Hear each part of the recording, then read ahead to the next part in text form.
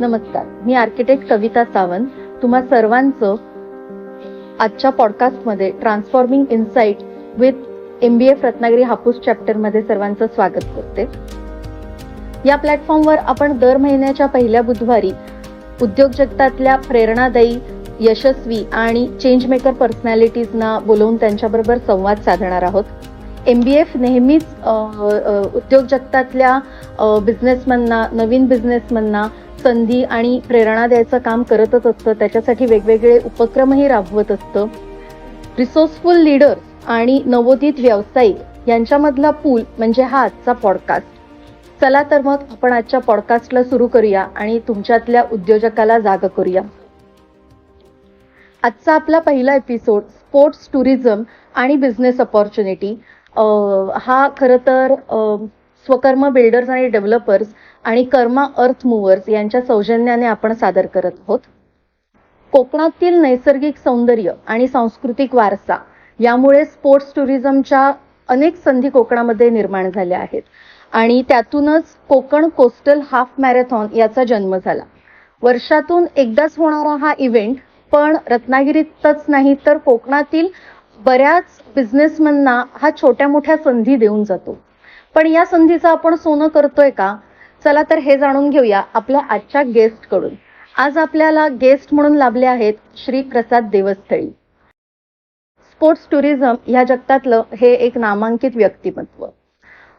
Sir स्वतः marathon runner आहेत. त्यांच्याबद्दल सांगायचं झालं तर मुंबईमध्ये होणारी टाटा अल्ट्रा मॅरेथॉन किंवा कास अल्ट्रा मॅरेथॉन जी दरवर्षी साताऱ्यामध्ये होते, तसंच कॉम्रेड मॅरेथॉन जी यावर्षी साऊथ आफ्रिकेमध्ये झालेली, ह्या सर्व मॅरेथॉन सरांनी सक्सेसफुली कंप्लीट केले आहेत. सुवर्ण सूर्य फाउंडेशन या NGOचे ते संचालक आहेत आणि गेले 5 वर्ष ते ह्याच्यासाठी कार्यरत आहेत. रत्नागिरीमध्ये 2 मोठे होणारे स्पोर्ट्स टुरिझमचे इव्हेंट म्हणजेच कोकण कोस्टल हाफ मॅरेथॉन आणि गणपतीपुळे अल्ट्रा मॅरेथॉन या दोन्ही इव्हेंटचे ते ऑर्गनायझर आहेत. गेली 16 वर्ष कॉर्पोरेट वर्ल्डमध्ये डेटा सायंटिस्ट म्हणून ते काम करत होते, कार्यरत होते. तिथून ते रत्नागिरीमध्ये येऊन स्पोर्ट्स टुरिझममध्ये काम चालू करण्यापर्यंतचा तुमचा जो प्रवास आहे त्याबद्दल तुम्ही काय सांगाल? नमस्कार. सर्वप्रथम मराठा बिझनेस फोरम हापूस चॅप्टरचे खूप खूप धन्यवाद की इथे मला बोलवून स्पोर्ट्स टुरिझम विषयी सांगण्याची संधी दिली. आजची मीटिंग मी अटेंड केली आणि खूप वेगवेगळ्या फोरमच्या मीटिंग्स मी अटेंड करत असतो. आजच्या मीटिंगचं मला वैशिष्ट्य असं वाटलं की जे 18-19 जण इथे उपस्थित आहेत त्याच्यामध्ये 50% महिला आहेत आणि हे एक फार मोठं इन्साईट आहे सगळ्यात पहिल्यांदी की वेगवेगळ्या फोरममध्ये मी जातोय पण एवढ्या मोठ्या प्रमाणात महिलांचं प्रतिनिधित्व कुठे दिसलं नाही जे MBF हापूस चॅप्टरमध्ये दिसलं. त्यामुळे नो डाऊट की MBF हापूस चॅप्टरचे मेंबर याच्या पुढे वाढत जाणार आहेत आणि जास्तीत जास्त टर्नओव्हर असलेला हा चॅप्टर होणार आहे. To start with our podcast, अजून एक MBF हापूस चॅप्टर विषयी मी जेव्हा बघितलं कोण कोण बसलंय तर मी नेहमी केक घेतो फ्लेवर्स बेकरीमधून. मी नेहमी डेंटलचं काही करायचं असेल तर डॉक्टर भोसलेंकडे जातो आणि गव्हर्नमेंटचं काही करायचं असेल तर अमृत पाटील सर काय मला हेल्प करत असतात. तर त्याच्यामुळे हे काही मला माहिती नव्हतं की हे इथे असतील, पण इथे आल्यानंतर बघितलं तर अरे मी यांचा क्लायंट आहे. So I am proud client of them. तर त्यामुळे जास्तीत जास्त लोकांचा मी क्लायंट आहेच आणि मला अजून सगळ्यांचा क्लायंट व्हायला आवडेल आणि असंच रत्नागिरीतल्या जास्तीत जास्त लोकांनाही व्हायला आवडेल. स्पोर्ट्स टुरिझमकडे येऊया आपण. तर माझं ग्रॅज्युएशन गोगटे कॉलेजमधून झालं, BSc फिजिक्स. त्यानंतर फिनोलेक्स कॉलेजमधून मी मास्टर्स इन कॉम्प्युटर ॲप्लिकेशन केलं आणि मग मुंबई पुण्यात जाऊन जॉबला सुरुवात केली. नशिबाने जे जॉब मिळाले त्याच्यामध्ये माझी सुरुवातच IT कम बिझनेस अनालिसिस फील्डमध्ये झाली. सो मी डेटा ड्रिव्हन डिसिजनिंगमध्ये काम करायला सुरुवात केली की डेटा सगळा कलेक्ट करायचा, त्याचे अल्गोरिदम्स वापरायचे आणि भविष्यातल्या लोकांच्या गरजा ओळखायच्या आणि हे डेटा ड्रिव्हन डिसिजनिंगवरती काम सुरू झालं. आणि त्याच्यातनं एक एक कल्पना तेव्हापासूनच यायला लागल्या की अरे आपल्या कोकणामध्ये हे काहीतरी मिसिंग आहे, आपल्या कोकणामध्ये ह्या गोष्टी व्हायला लागतील. पण संधी मिळत नव्हती कारण तिथेच राहायचं आणि तिथे राहूनच सगळं जे काम होतं, माझ्या प्रत्येक डिपार्टमेंटचं नाव होतं customer intelligence unit, business intelligence unit. त्यामुळे इट्स लाईक ब्रेन. तर मला कायम त्या कॉर्पोरेट ऑफिसमध्येच जाऊन बसायला लागायचं. माझी टीम सगळी त्या कॉर्पोरेट ऑफिसमध्येच तयार करायला लागायची आणि मग ते डेटा ड्रिव्हन डिसिजनिंग व्हायला लागायचं. सो 2020 साली कोविड आला आणि kind of blazing in disguise झालं आणि आम्हाला सगळ्यांना वर्क फ्रॉम होम मिळालं आणि मी रत्नागिरीमध्ये आलो. रत्नागिरीमध्ये आल्यानंतर माझी सुविद्य पत्नी सुद्धा क्लाउड कम्प्युटिंगमध्ये आहे, तिला सुद्धा वर्क फ्रॉम होम मिळालं आणि आम्ही इथून कामाला सुरुवात केली. आणि साधारण तो जो कालखंड आहे तो 2.5-3 वर्षापर्यंत एक्सटेंड झाला. तर त्यामुळे 3 वर्ष आम्ही दोघेही घरातनंच काम करत होतो. इथे आल्यानंतर असं लक्षात आलं की बिईंग व्हाईस प्रेसिडेंट मला तर खूप मोठ्या अपॉर्च्युनिटी आहेत सुमितोमो मित्सुई ग्रुपमध्ये, जिथे मी लास्ट माझ्या कंपनीमध्ये डेटा ड्रिव्हन डिसिजनिंगचं काम करत होतो. पण इथे आल्यानंतर असं लक्षात आलं की जॉब लॉस भरपूर आहेत, अपॉर्च्युनिटीज फार कमी आहेत. मी इथूनच ग्रॅज्युएट पोस्ट ग्रॅज्युएट झालोय, त्यामुळे या मातीशी तर एक वेगळं नातं आहे. पण जेव्हा मी माझ्या मित्रांना भेटायला लागलो तेव्हा लक्षात आलं की अरे फारच अपॉर्च्युनिटीची कमतरता आहे. आणि सगळेजण जर शहरात जायला लागले तर तिथे इतक्या अपॉर्च्युनिटी मिळत आहेत की लोकांच्या मनामध्ये आपसुकच विचार होतो की आता उठायचं आणि शहरात जायचं. तर असं काहीतरी केलं पाहिजे की इथे अपॉर्च्युनिटी जनरेट झाल्या पाहिजेत. तर त्या उद्देशाने ऑक्टोबर 2020ला आपण सुवर्णसूर्य फाउंडेशनची स्थापना केली. तर याचं मूळ विजन मिशन हेच आहे की कोकणात राहणारी माणसं कोकणामध्येच राहिली पाहिजेत, आजूबाजूचा निसर्ग असाच राहिला पाहिजे, पण त्यांची आर्थिक वृद्धी मात्र झाली पाहिजे. मग हे कसं होईल, तर ह्याच्यासाठी आम्ही महिला बचत गटांची वर्कशॉप सुरू केली. विद्यार्थ्यांसाठी काही आकाशकंदील बनवणं, उठणं बनवणं असे ट्रेनिंग सुरू केले. आणि एक 6-8 महिन्यात आम्ही कन्व्हिन्स झालो की workshop is not the answer. कारण ती वर्कशॉप घेऊन ते जे मोटिवेशन आहे ना ते त्या 2 दिवसापुरतं राहतं. आता काहीतरी केलं पाहिजे असं प्रत्येकाला वाटतं. आणि 2-4 दिवसानंतर मग महिन्याभरानंतर फॉलोअप केला की त्यांच्या तिकडच्या अडीअडचणी आमच्या लक्षात यायला लागल्या. तर तिथे कायमस्वरूपी जाऊन कायम त्यांच्याबरोबर राहून रोज रोज त्यांना मोटिवेट करून हे काम करून घेतलं गेलं पाहिजे असा एक थॉट क्रिएट झाला.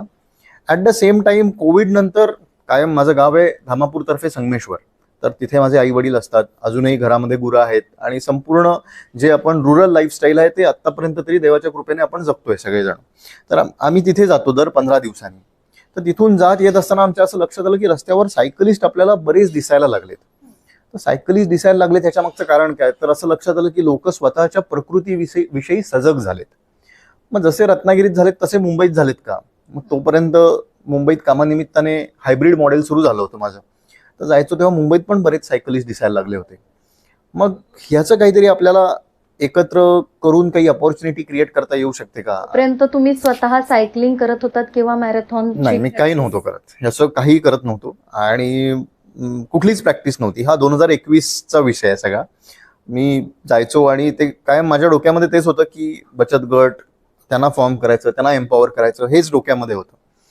पण असे एवढे सगळे सायकलिस्ट बघितल्यानंतर असं मनात आलं की काय केलं पाहिजे ह्याच्यासाठी. तर आपण सगळ्यात पहिल्यांदी 7 मार्च 2021ला रत्नागिरी सायक्लोथॉन नावाचा लांब पल्ल्याचा इव्हेंट घेतला, जो होता हेदवी ते गणपतीपुळे, 72 किलोमीटरचं अंतर. आणि साधारण दापोली ते देवगड असे 40 जण त्या इव्हेंटला आले. आणि आम्ही एक फॅमिलीमधले 10-12 जण होतो जे हायड्रेशन पॉईंटला उभे राहिलो दर 5-6 किलोमीटर्सने जाऊन. आणि that was first of its kind की एवढ्या अंतराचा इव्हेंट झाला आणि लोक आले.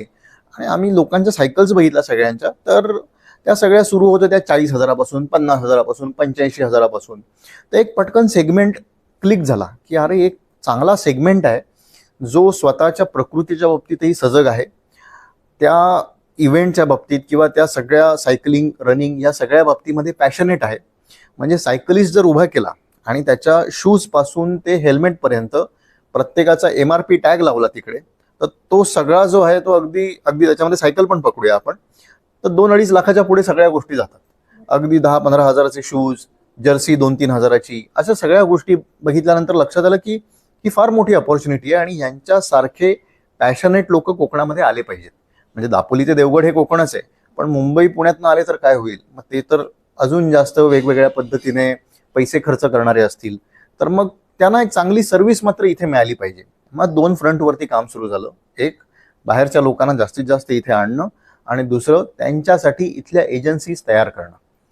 ह्या 2 फ्रंटवरती काम सुरू केल्यानंतर मग एक अपॉर्च्युनिटी आम्ही काढायला सुरुवात केली की कसा पैसा कोकणामध्ये राहू शकेल. तर सगळ्यात पहिलं आलं की इव्हेंट रजिस्ट्रेशन. इव्हेंट रजिस्ट्रेशनसाठी आपण कोकणातलीच कंपनी आयडेंटिफाय केली की बाबा रजिस्टर करताना ते बुक माय शो वगैरे नको, ते पैसे ते 2%, 4% सुद्धा त्यांना नको जायला, ते सगळे इथे आले पाहिजेत. मग त्याच्यासाठी आर्यक सोल्युशन म्हणून एक कंपनी आहे, त्यांच्या माध्यमातून आपण रजिस्ट्रेशन सुरू केलं. आम्हाला लक्षात आलं की रत्नागिरीमध्ये फोटोग्राफी फक्त वेडिंग फोटोग्राफी पुरती मर्यादित आहे. कुठेतरी गणेश गोयाला न्यायचं किंवा नेवऱ्याला न्यायचं, तिथे वेडिंग फोटोग्राफी करायची.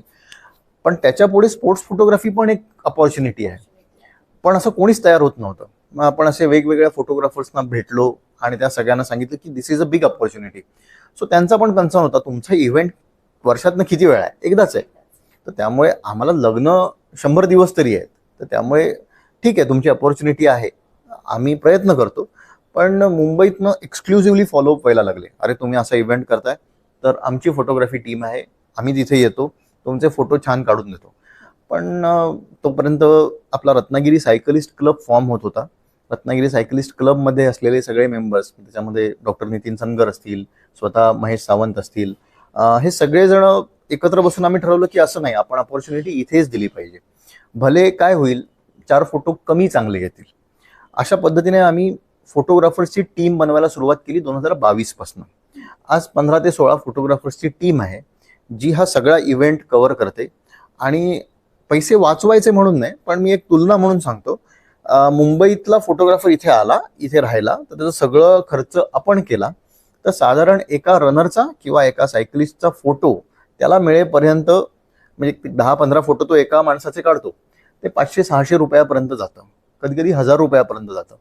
आपली टीम इथे घेतल्यामुळे, इथेच राहिलेले सगळे लोक असल्यामुळे ते सायकलिस्टसाठी पण फायद्याचं झालं आणि 200-250 रुपयामध्ये ते सगळे फोटो त्याच्यापर्यंत मिळायला लागले. सस्टेनेबिलिटीची हीच तर व्याख्या आहे. तुम्ही रिसोर्सेस, तुम्ही जिथे राहता तिथले लोकल असतील तर त्याचा नक्कीच फायदा होतो. आपण ह्या मुद्द्यावर आलोच आहोत, तर मला हे सांगायला आवडेल की आमच्या हापूस चॅप्टरमध्ये सुद्धा कन्स्ट्रक्शन इंडस्ट्रीमधले म्हणा, हॉटेल इंडस्ट्रीमधले काही लीगल ॲडवायझर्स आहेत किंवा फायनान्स इंडस्ट्रीमध्ये काम करणारी आहेत.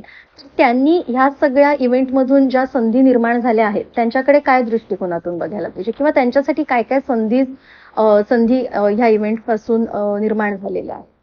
करेक्ट. सो या सगळ्या इव्हेंटमध्ये, म्हणजे सायकलिंगमध्ये आमच्या लक्षात आलं की एक कन्स्ट्रेंट आहे की 350 ते 400 लोक जास्तीत जास्त इथे येऊ शकतात.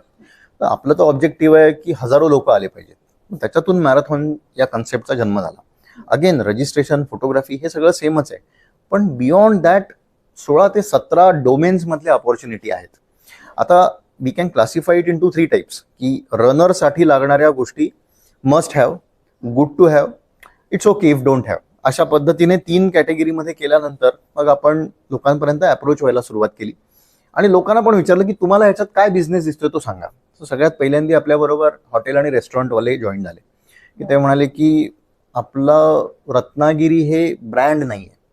ब्रँड नाहीये म्हणजे कसं सांगतायत ते, असं मी त्यांना विचारलं की रत्नागिरी ब्रँड नाहीये असं तुम्हाला का वाटतं.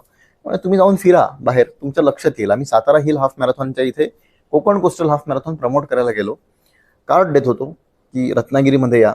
आम्हाला लोकांनी विचारलं रत्नागिरी कुठे आहे, आणि ते खूप लागलं मनाला की अरे आपण म्हणतो रत्नागिरी आहे, रत्नागिरी कुठे आहे, कसं काय विचारू शकतो कोणी. दुसऱ्या महाराष्ट्रातल्या लोकांना रत्नागिरी माहिती होतं काही, तर त्यांनी असं सांगितलं की आम्ही काजू फेणी प्यायची असेल तर गोव्याला जातो, आम्ही जर संत्रा बर्फी खायची असेल तर नागपूरला जातो. म्हणजे आम्हाला तिथली फळं माहिती आहेत, तिथे काय मिळतं ते पण माहिती आहे. स्ट्रॉबेरी असेल तर महाबळेश्वरला जातो, बाकी काही पेरू वगैरे असेल तर नाशिकला जातो, द्राक्ष असतील तर नाशिकला जातो. आम्ही आंबा खाल्लाय रत्नागिरीचा, पण आम्ही रत्नागिरीत येत नाही कधी. सो हे काय आहे हे आम्हाला कळत नव्हतं की हापूस आंबा अख्खं मुंबई पुणे खातं, पण अख्खं मुंबई पुणे कोकणात उतरत का नाही. तर त्याचं असं लक्षात आलं की हॉटेल ओनर्सनी सांगितलं हे ट्रान्झिट डेस्टिनेशन झालंय, सगळे गोव्याला जातात आणि इथे अगदी थांबायचं म्हणून, अगदी म्हणजे आता जीवावर आलंय म्हणूनच थांबतात. त्याचं कारण आपणच पॅकेजिंग केलं नाहीये आपल्या एरियाचं. आणि जसा आपला एरिया आहे ना तसंच ब्रँडिंग होऊ शकतं. फॉर एक्झाम्पल आपल्या, म्हणजे थोडंसं विषयांतर होईल, मी डोमेन सांगतोच याच्यातली. आता उदाहरणार्थ शिमग्यामध्ये भैरीबुवाच्या प्रांगणामध्ये होणारी 2 पालख्यांचा सोहळा, त्या दिवशी कोणीतरी टुरिस्ट आला तर त्या टुरिस्टला काय रत्नागिरीत खायला मिळेल ह्याची काही गॅरंटी नाही, कारण अख्खं रत्नागिरी तिथे गेलं असतं. ते भावनिक गोष्ट आहे, पण तीच ब्रँड केली पाहिजे की तुम्ही पिझ्झा खायला येऊ नका इथे, तुम्ही ती गोष्ट बघायला या, त्याचा आनंद घ्या. त्याचा आनंद घेतल्यानंतर तुम्ही जे काही खाल ते गोड लागेल. अशा पद्धतीने जर ब्रँडिंग केलं तर जास्तीत जास्त लोक येतील आणि आम्ही हे कन्वे करायला सुरुवात केली. सो पहिलं डोमेन झालं रेस्टॉरंट हॉटेल ओनर्सचं. त्याच्यानंतर मस्ट हॅव मध्ये रनर्सला काय पाहिजे तर टी शर्ट पाहिजे. मग आम्ही कोकणामध्ये आयडेंटिफाय करायला सुरुवात केली की टी शर्ट मॅन्युफॅक्चरर्स कोण आहेत. सो मला MBF चॅप्टरच्या, हापूस चॅप्टरच्या आणि सर्व श्रोत्यांना सांगायला आवडेल की थोडंसं काय झालंय की एक जो डिफरन्शिएट आम्ही करतोय मुंबई पुण्यातले सर्व्हिस प्रोव्हायडर्स आणि Tier 3 Tier 4 मधले सर्व्हिस प्रोव्हायडर्स, त्याच्यामध्ये एक डिफरन्स असा दिसतोय की इथे कम्युनिकेटरचं काम करतायत लोक. कुठून तरी टी शर्ट मागवायचा, कोणाला मिडल मॅन, करेक्ट, कोणाला तरी प्रिंट करायला द्यायचा आणि मग ती सर्व्हिस द्यायची. विजवीज मुंबई पुण्यामध्ये काय होतंय, थोडेसे लोक आउटस्कटला चाललेत, थोडीशी जागा घेत आहेत भिवंडी वगैरे त्या साईडला, आणि एंड टू एंड मॅन्युफॅक्चरिंग करतात. त्याच्यामुळे काय होतं, टी शर्ट जर मला इथून कोणाकडनं घ्यायचा झाला तर 30 ते 35 रुपये महाग पडतो आणि आपली टी शर्टची क्वांटिटी असते 2.5 ते 3,500. त्यामुळे अनफॉर्च्युनेटली एक मोठा बिझनेस जो 7 ते 8 लाखाच्या टर्नओव्हरचा आहे फक्त मॅरेथॉनसाठीचा, तो कोकणाच्या बाहेर चाललेला आहे. सो ही एक मोठी अपॉर्च्युनिटी आहे. दुसरं मस्ट हॅव आहे मेडल. मेडल इंडस्ट्रीच नाहीये महाराष्ट्रामध्ये. म्हणजे एक अशा पद्धतीने होते की मुंबई पुण्यामध्ये गोल्ड मेडल्स असतात, त्याच्यावर स्टिकर लावून दिले जातात आणि ती बल्कमधनं दिल्लीतनं वगैरे मागवली जातात. सो दिल्ली आणि तामिळनाडू मधला काही एरिया आहे, इथे ही मेडल्स बनतात. आणि मी अपॉर्च्युनिटी म्हणून सांगतो की दर रविवारी अख्ख्या भारतामध्ये कुठे ना कुठेतरी सायक्लोथॉन, मॅरेथॉन, ट्रायथलॉन, ड्युएथलॉन काही ना काहीतरी होत असतं. सर नंबर ऑफ इव्हेंट्स आपण काढले तर बियॉन्ड 1000 इव्हेंट्स आहेत. So that is an opportunity, that is the denominator, की 1000 इव्हेंट मल्टिप्लाय बाय 1200 पार्टिसिपंट्स, एवढ्या लोकांना, म्हणजे 1200 तर मी ऑन अन ॲव्हरेज पकडले, आपल्याकडेच 2000 येतात. सातारा हिल हाफ मॅरेथॉनला 8000 येतात, टाटा मुंबई मॅरेथॉनमध्ये 65,000 लोक असतात. सो आपण असं पकडूया की ऑन अन ॲव्हरेज 2000 लोक प्रत्येक इव्हेंटमध्ये आहेत, असे 1000 इव्हेंट आहेत, दॅट इज द डिनॉमिनेटर. एवढी मोठी संधी आहे आणि हे वाढतच जाणार आहे. पण समहाऊ मेडल्स आपल्याकडे बनत नाहीत, सो आपण ती दिल्लीतनं मागवतो. मेडलचा खर्च जातो 150 ते 200 रुपयापर्यंत आणि पुन्हा एकदा 2000 गुणिले 200, स्ट्रेट अवे जो 4 लाखाचा बिझनेस आहे हा रत्नागिरीच्या बाहेर चाललाय. तिसरी सगळ्यात मोठी अपॉर्च्युनिटी आहे की हे जे 2000 लोक येतात त्याच्यामध्ये प्रत्येक कॅटेगरीला एनकरेज करण्यासाठी आपण एज कॅटेगरी वाईज प्राइजेस देतो. 36 ते 45 मध्ये कोण पहिला आला, 46 ते 55 मध्ये कोण पहिला आला, कारण 65+ पर्यंत आपण जातो, कारण तो एलाइट रनरशी कम्पीट नाही करू शकत. मग ह्या केसमध्ये ते कसं आयडेंटिफाय करायचं, तर RFID बेस्ड टाइम चिप हा विषय आहे. उदाहरणार्थ जेव्हा पोलीस भरती होते तेव्हा आपण 1.6 किलोमीटरचा जो राऊंड आहे हा किती वेळामध्ये मारला हे बघण्यासाठी ती RFID बेस्ड टाइम चिप वापरतात. तर ही जी टाइम चिप टेक्नॉलॉजी आहे ही सहज इथे होऊ शकते, पण ती होत नाहीये. समहाऊ होऊ शकते. वन्स अगेन, म्हणजे मगाशी रेफरन्स एक आला की NGO फॉर्म करायचे, ती फॉर्म करणं अतिशय सोपी गोष्ट आहे, ती चालवणं आणि त्याच्यानंतरचं डॉक्युमेंटेशन करणं ही फार कठीण गोष्ट आहे. एक्झॅक्टली RFIDच्या सिस्टीममध्ये पण हेच आहे की RFIDचं इक्विपमेंट आणणं, सगळं सेटअप करणं हे सगळ्यात सोपं आहे. पण एखाद्या माणसाला, आता सांगलीमध्ये S3 ड्युएथलॉन होते, 10-12 जण आपल्या रत्नागिरीतनं तिकडे गेले होते. आता कुडाळ मॉन्सून रन आहे, 50 जण इथून कुडाळला चाललेत. सो आता हे दर महिन्याला सुरू झालेलं आहे सगळं, पण त्यांना कन्व्हिन्स करणं की तुम्ही माझी टेक्नॉलॉजी वापरा, ह्याच्यासाठी पॅशनेटली तिथे काम करण्याची गरज आहे. आणि अजूनही हा सेक्टर जो आहे हा मुंबई पुणे मर्यादित आहे. या सगळ्याचा खर्च पुन्हा एकदा पर रनर, पर सायकलिस्ट 150 ते 200 रुपयापर्यंत जातो. पुन्हा एकदा 4 लाखाचा बिझनेस रत्नागिरीच्या बाहेर जातो. सो स्ट्रेट अवे 15 लाखाचा बिझनेस आताच बोलता बोलता आपण डिस्कस केलं की रत्नागिरीच्या बाहेर किती चाललाय. मग रत्नागिरीमध्ये आम्ही काय आणू शकलो, तरी सुद्धा आपण काय करतोय, जसं फोटोग्राफर्सना आपण तयार केलं तसं आपण एक 100-200 टी शर्टची ऑर्डर इथल्या इथे देतो की जेणेकरून बाबा तू क्वालिटी बघ, ही तामिळनाडूमधनं आलेला टी शर्ट आहे, दिल्लीतनं आलेला टी शर्ट आहे, विजवीज तुझा टी शर्ट आहे. मग तो म्हणतो हा मला ह्याच्यामध्ये इम्प्रूव्हमेंटची संधी आहे. At the end of the day objective हेच आहे की इथल्या माणसाला सगळे पैसे मिळाले पाहिजे. आता दर रविवारी प्रॅक्टिस रन होते, दर रविवारी लॉंग राईड होतात की जेणेकरून जानेवारीच्या पहिल्या रविवारी किमान कोकणातल्या प्रत्येक घरातल्या एका तरी व्यक्तीने 10 किलोमीटर तरी चालावं किंवा धावावं, अशा ऑब्जेक्टिव्हने आपण हे सगळं करतोय. तर हे जे कोच आहेत ना त्यांच्यासाठी मोठी अपॉर्च्युनिटी आहे. आणि जे कोणी तयार होत आहेत, म्हणजे ज्यांना कोणाला ते पॅशनेटली लक्षात येत आहे की 3 महिन्यापूर्वीचा मी आणि 3 महिन्यानंतरचा मी, हा जो फरक दिसायला लागलाय प्रत्येकाला इन्व्हॉल्व्ह झाल्यानंतर, ती एक मोठी अपॉर्च्युनिटी होती न्यूट्रिशनिस्टसाठी. डॉक्टर्स जे लोकांना फिजिकली फिट करण्यासाठी योगाकडे वगैरे ट्रान्सफॉर्म करतायत त्यांच्यासाठी ही एक अतिशय मोठी अपॉर्च्युनिटी सुरू व्हायला लागली. म्हणजे कोविडमुळे आपण सजग झालो, आता लोक यायला लागल्यामुळे इथल्या लोकांना पण लक्षात आलं की अरे बाहेर किती पॅशनेट लोक आहेत, आणि अशा पद्धतीने या गोष्टी सुरू झाल्या. मॅरेथॉन असेल, सायक्लोथॉन असेल, याचा मार्ग जो आपण निवडलाय तो गावागावात निवडलाय. सो मॅरेथॉनमध्ये नाचणे, काजरघाटी, चिंचखरी, सोमेश्वर, वेसुर्ले, कोळंबे, फणसोप, भाटे या सगळ्या गावांमधनं 21 किलोमीटर धावत भाटे बीचवरती जातो. One of the only marathon in India ज्या 5% मॅरेथॉन, 4 ते 5 मॅरेथॉन आहेत ज्याच्यामध्ये 21 किलोमीटरचा रूट वन वे आहे. अदरवाईज पैसे वाचवण्यासाठी सगळेजण काय करतात, 10.5 किलोमीटर तिकडे पाठवतात आणि 10.5 किलोमीटर परत यायला सांगतात. कारण मधली स्टेशन्स हलवायला लागत नाहीत, पाण्याची स्टेशन्स किंवा न्यूट्रिशन स्टेशन्स ती हलवावी लागत नाहीत. आपण म्हटलं त्याला सगळ्या गावातनं फिरवायचा. कोकण बघितलं पाहिजे त्याने, चढ उताराचे वळणावळणाचे रस्ते, ज्या रस्त्यावरून आपले पूर्वज चालत होते, फिरत होते, त्यांचा कुठेतरी अंश आपल्यामध्ये आहे. म्हणून आपली जी बेसिक चण आहे ना ती ॲथलीटचीच आहे. पण आता समहाऊ 90s मध्ये बॉर्न झालेले, 80s मध्ये बॉर्न झालेले, आता आपण कॉर्पोरेटमध्ये जातोय आणि आता तो AI बेस्ड टेक्नॉलॉजी किंवा ज्या गोष्टी असतील त्या वापरून घरातनं ऑर्डर द्यायची सवय लागली आणि आपण एक्स्ट्रा किलोज वाढवलेत त्याच्यावरती. सो तिथे आपण जाऊ शकतो, हे इथे पण कॉन्फिडन्स देतोय आणि त्या सगळ्या गावातल्या लोकांना कॉन्फिडन्स देतोय की बघा तुमच्या गावात 300 ते 400 लोक 21 किलोमीटर धावायला येतात. म्हणजे मागच्या वर्षी 400 जण 21 किलोमीटर धावले, 600 जण 10 किलोमीटर धावले आणि 700 ते 750 जण 5 किलोमीटर धावले. लोकांमध्ये आपण हा कॉन्फिडन्स जनरेट करतोय की मॅरेथॉन म्हणजे धावायचंच असतं असं नाही. मॅरेथॉनमध्ये तुम्ही चाललात तरी चालेल, तुम्ही ते अंतर पार करा. तुमची स्वतःची स्पर्धा आहे, कोणाची स्पर्धा नाही. हा कॉन्फिडन्स दिल्यामुळे क्लायंट बेस वाढतोय. आता आपण जे बोललो ते काही डिरेक्ट बिझनेस होते, शर्ट प्रिंट करणं, मेडल करणं.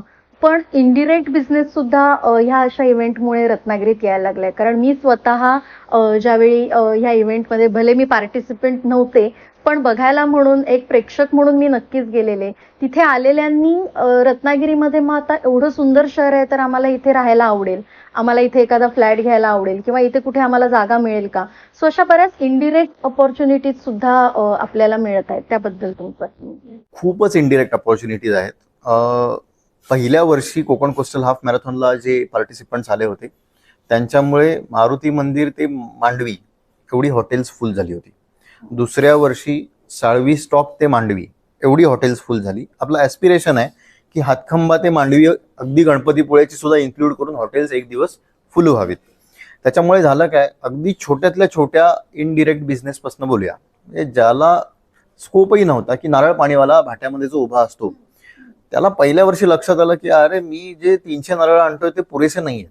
म्हणजे आम्ही फिनिश लाईन नंतर सगळं खायला प्यायला देतो, तरी पण बीचवर आल्यानंतर ती वाईब इतकी जबरदस्त असते की लोकांना ती नारळ पाणी प्यावंसच वाटतं. या वर्षी त्याने स्वतःहून सांगितलं, साहेब 5 गाड्या ठेवल्यात ना बाहेर उभ्या. ते त्याच्यामध्ये एक अपलिफ्टमेंट झाली. कित्येक जणांनी आम्हाला असं विचारलं की आम्ही रिटायरमेंट नंतर आता या शहरामध्ये येणार किंवा आम्हाला सेकंड होम इथे घ्यायचंय तर काहीतरी सजेस्ट करा. कित्येक लोकांनी आम्हाला विचारलं. त्याच्या पुढचं एक म्हणजे वेगवेगळ्या फोरममध्ये मी जात असतो, जसं MBF आहे तसं मध्यंतरी भंडारी समाजाने एक स्पर्धा घेतली होती की त्यांच्या समाजामधल्या चांगल्या नॉनव्हेज किंवा फिश चांगल्या पद्धतीने करणाऱ्या गृहिणी. तर त्यांनी काय केलं की आपण जी गुडी बॅग देतो सगळ्या स्पर्धकांना त्याच्यामध्ये रत्नागिरी आणि आजूबाजूच्या 10 गावांमधल्या गृहिणी ज्या अतिशय चांगल्या प्रकारे मासे बनवू शकतात आणि त्यांचा नंबर आलेला आहे, त्यांचे कॉन्टॅक्ट नंबर गुडी बॅगमधनं 2000 लोकांना दिले आणि सांगितलं तुम्हाला मासे ऑथेंटिक खायचेत, तुम्ही या हाऊसवाईफ्स आहेत सगळ्या, त्यांना फोन करा, त्यांच्या घरी जा आणि तुम्हाला ते खायला मिळतील. आता काळबा देवीसारखं ठिकाण ज्याचा कोकण कोस्टल हाफ मॅरेथॉनशी काही संबंध नाही, पण तिथल्या एका गृहिणीचा नंबर 1600 लोकांपर्यंत पोहोचतो का, तर ती अन्नपूर्णा आहे म्हणत. सो ही फार मोठी एक इनडिरेक्ट अपॉर्च्युनिटी आहे. आणि तिच्या अध्यात्म मध्यात की एका कुठल्या तरी स्पर्धेत मी सहभागी झाले आणि माझ्याकडे आज आता इथला जो फिश आहे तो खायला लोक येणार आहेत. आणि अतिथी देवो भव तर आपण पहिल्यापासून म्हणतच असतो, त्यामुळे एकदा तिथे गेल्यानंतर आपल्या हाताची चव रत्नागिरीच्या बाहेर कुठेही मिळणार नाही अशा पद्धतीची चव असलेल्या इथल्या गृहिणी आहेत. सो ही एक इनडिरेक्ट अपॉर्च्युनिटी आहे. आता USP पण काहीतरी आपल्या मॅरेथॉनचे पाहिजेत, म्हणून मार्केटिंग करण्यासाठी म्हणून एक अन्नपूर्णा एजन्सीज म्हणून आहेत, त्यांनी ठरवलं की प्रत्येक फिनिश लाईनला आम्ही आमचा मोदक फिनिश करणाऱ्यांना देतो. आम्ही थोडे साशंक होतो की उकडीचा मोदक द्यायचा तो पण 1600 जणांना, म्हणजे त्याची तयारी कधीपासून सुरू करायला हवी आणि सगळं. ती म्हणे आमची जबाबदारी, तुम्हाला उकडीचा मोदक चांगला मिळणार 100%. म्हटलं ठीक आहे, तुमचं मार्केटिंग होतंय, तुम्ही उकडीचा मोदक देताय, माझे पैसे खर्च होत नाहीत, तुमचं मार्केटिंग हेच तुमच्यासाठी मोठं आहे, फक्त क्वालिटी चांगली पाहिजे. आता कोकण कोस्टल हाफ मॅरेथॉनला मोदकाची मॅरेथॉन असं ओळखलं जातं. इतके मोदक सगळ्यांना आवडले आणि अनफॉर्च्युनेटली होतं काय की जो फिनिश लाईन पार करतो त्याला तो एकच मोदक मिळतो, कारण आपण टिक करतो लगेच त्याच्या याने मोदक घेतलेला आहे. तर ते नाही, थोडे ना पुढच्या वेळी तुम्ही 100 रुपये रजिस्ट्रेशन फी वाढवा, आपण जरा 2 मोदक द्या आम्हाला, अशा पद्धतीने सांगणारे लोक आम्हाला बरेच मिळाले. सो बोलता बोलता आपल्याला कळून गेले की मार्केटिंगचा पण केवढा मोठा रोल आहे आणि ह्याच्यामध्ये मार्केटिंगची प्रचंड मोठी अपॉर्च्युनिटी आपल्याला कोकण कोस्टल हाफ मॅरेथॉन देते. आणखीन अशा काय काय अपॉर्च्युनिटीज आहेत जे आता MBFचे आपले मेंबर आहेत त्यांना पुढच्या मॅरेथॉनसाठी ते आतापासूनच प्रिपेअर करू शकतील, मार्केटिंगच्या दृष्टिकोनातून म्हणा किंवा बिझनेसच्या दृष्टिकोनातून? एक तर कन्स्ट्रक्शन फील्डसाठी सगळ्यात मोठी अपॉर्च्युनिटी आहे. कोणाचा प्रोजेक्ट बनतोय आणि त्याला चांगल्या निश बेस्ड कस्टमर पर्यंत पोहोचायचं आहे, की ज्यांना चांगली लाईफस्टाईल हवी आणि तो जर गृह उद्योग अतिशय चांगल्या प्रकारे कन्स्ट्रक्शन करणारा असेल, त्या अम्युनिटीज देणारा असेल, तर त्यांच्यासाठी एक निश क्लास इथे येतोय. जसं मी म्हटलं की सायकलिस्ट वरपासून खालपर्यंत बघितलं की ते 2 लाख रुपये दिसतात, तसं रनरकडे बघितल्यानंतर 80-90 हजार रुपये दिसतात सायकल नसताना सुद्धा. तर त्यामुळे तो स्वतःच्या शरीरावर एवढा खर्च करणारा कस्टमर इथे येतोय, तर त्याला त्या क्वालिटीचं बांधकाम तुम्ही द्या, 100% तो इथे येऊन राहणार. म्हणजे बऱ्याचदा असं दिसतं इथे की गृहउद्योग उभे राहतात पण म्हणजे कन्स्ट्रक्शन उभे राहतात पण चांगले क्लायंट मिळत नाहीयेत. तर ती एक अपॉर्च्युनिटी आहे. एक अतिशय मोठी अपॉर्च्युनिटी आहे जी ह्या मला आवडेल MBF मधून कोणीही अपॉर्च्युनिटी घेतलेली. आपण सगळ्या येणाऱ्या रनर्सना गुडी बॅग्स देतो. तर गुडी बॅगसाठी आपण एक सॅक बनवतो. तर ती सॅक जी आहे ती बनवण्यासाठी आम्ही कोकणात शिरतोय की कोणीतरी बनवा ही. समहाऊ आपल्याला ती कोल्हापूरमधनं घ्यावी लागते. म्हणजे आत्ता पुन्हा एकदा प्राऊडली की 100 रुपये जर आपण खर्च करत असू तर 95 रुपये आपण मराठी माणसालाच देतो. पण तरी सुद्धा त्याच्यामध्ये सुद्धा आपण कोकण हा विचार करतोय. तर ती गुडी बॅग अजून कोकणामध्ये बनवणारं कोणी नाहीये. म्हणजे बनवणारे आहेत पण तुम्हाला मगाशी सांगितलं तसं मिडलमॅन सारखे आहेत की मी बॅग इथनं मागवतो, प्रिंट इथनं करून देतो आणि तुम्हाला देतो. तर असं कोणी एंड टू एंड मॅन्युफॅक्चरर असेल की येस मी ही 2,500 ते 3,000 जणांच्या गुडी बॅग्स बनवतो किंवा बनवते, तुम्ही मला ही अपॉर्च्युनिटी द्या, तर रेडी आपण ही अपॉर्च्युनिटी द्यायला तयार आहोत. म्हणजे हाच टर्नओव्हर 80 म्हणजे साधारण ह्या ज्या बॅग्स आहेत या क्वालिटीनुसार 35, 40, 80, 100, 125 अशा पद्धतीच्या आहेत. आपण पहिल्या वर्षी 50-55 रुपयाची गोळी बॅग दिली होती, दुसऱ्या वर्षी 75 रुपयाची दिली, आता आपण गणपतीपुळे अल्ट्राला 250 जणांना 95 रुपयाची दिली. आणि ही गुडी बॅग मध्ये एक्झॅक्टली काय असतं जर सांगितलं तर त्याच्यामध्ये सुद्धा काही बिझनेस असेल तर तो आम्ही नक्कीच ग्रॅब करू. गुडी बॅग मध्ये आता कुणी कुणी काय काय दिलं ते सांगतो.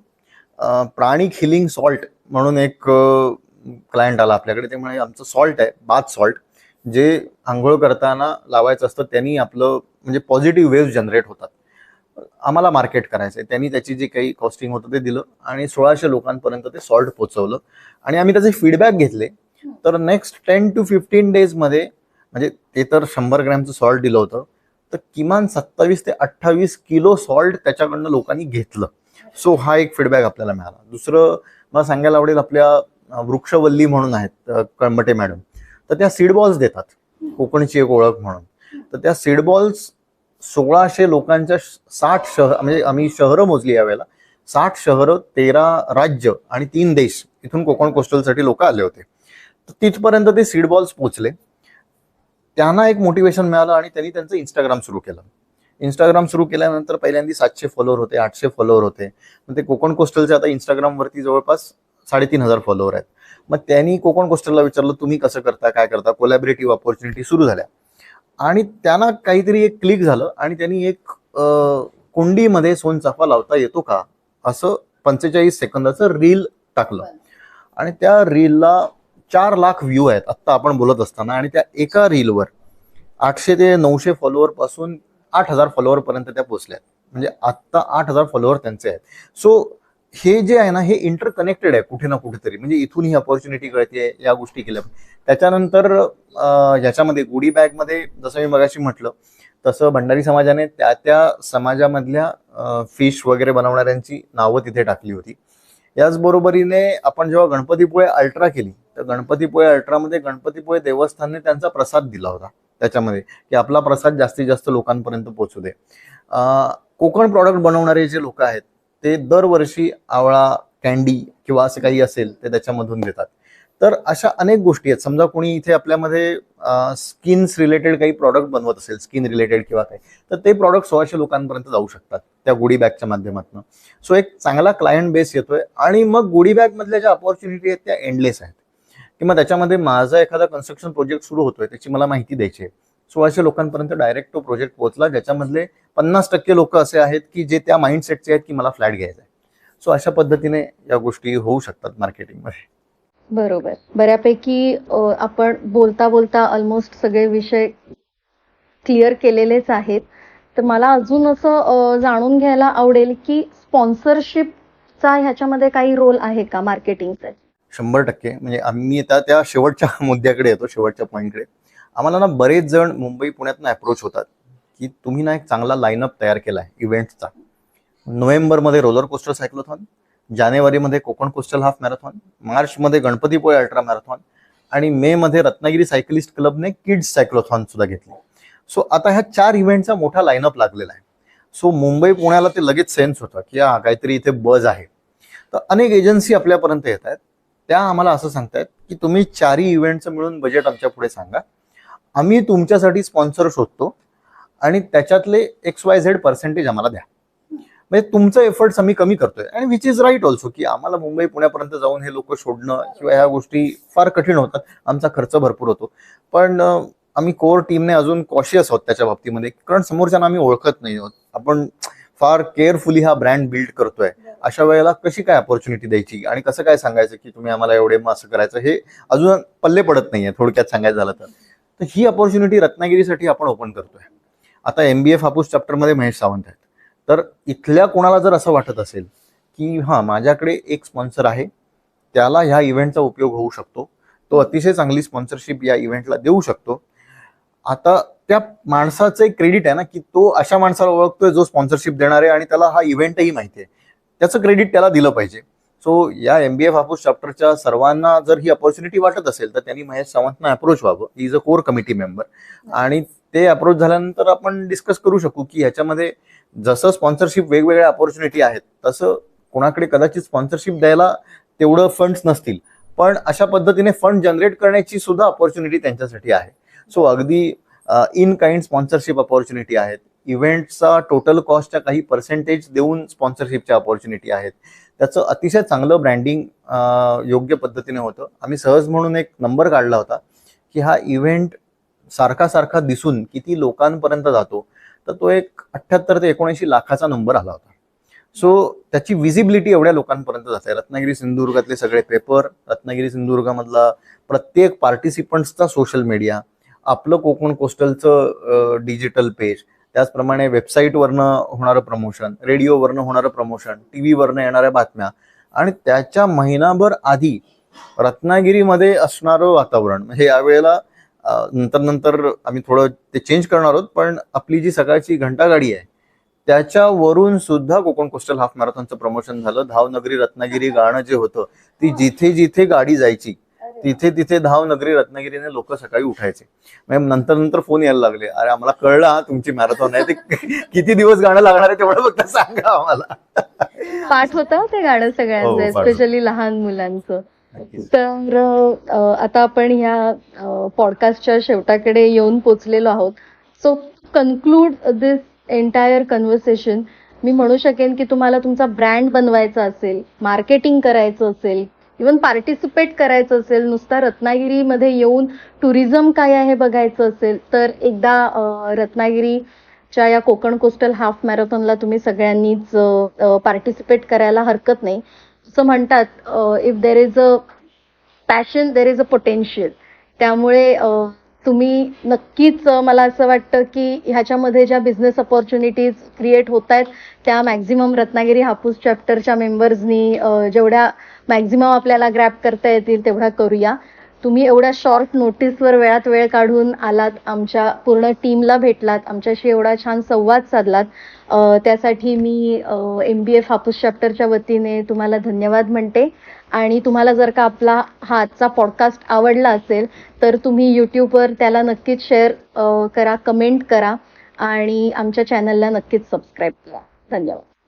एकच आहे पण त्याच्यामध्ये नक्की नक्की. की असं म्हणतात की powerful people comes from powerful places, आणि ते आता बदललेलं आहे की powerful people make places powerful. तर MBF चॅप्टरचे लोक इतके पॉवरफुल आहेत की आपलं कोकण ते नक्की पॉवरफुल बनवतील. तर त्यामुळे अशा उपक्रमांच्या मागे सगळ्या MBF चॅप्टरच्या लोकांना, म्हणजे वेगवेगळे चॅप्टर्स असतील, MBFच्या सगळ्या कम्युनिटीला मी आवाहन करतो की या इव्हेंट मागे, 4 इव्हेंट मागे तुम्ही ठामपणे उभे राहा. 100% त्याचे रिटर्न्स मल्टिपल एक्स मध्ये आपल्याला मिळतील. MBF हापूस चॅप्टर कडून तुम्हाला जी काही मदत हवी असेल पुढच्या इव्हेंटला, आम्ही त्याच्यासाठी नक्कीच सज्ज असू. थँक्यू धन्यवाद. Thank you very much.